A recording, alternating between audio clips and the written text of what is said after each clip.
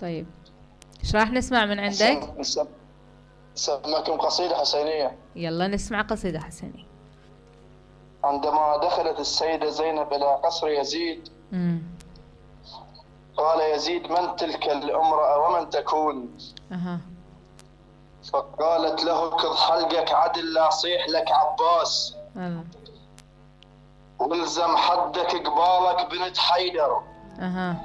ما تعرفني عرفك، ما تعرفني لازم انا اخت حسين.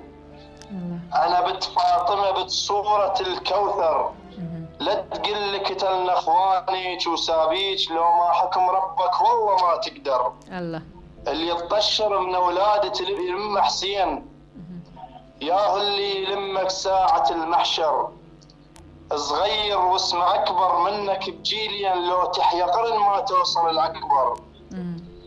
وفي هذه الأثناء دخلت الرؤوس إلى قصر يزيد، فقالت مولاة زينب: شمالك قمت ترجف هاي بس الروس؟ مهم. روس لون وجهك قام يتغير. دخيلك يا علي بس روس خوفة جيش، وجوه العدا تنشاف لون أصفر.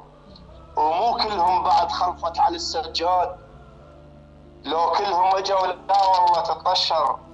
لو كلهم اجوا لا والله تطشر. وسلامتكم. شكرا.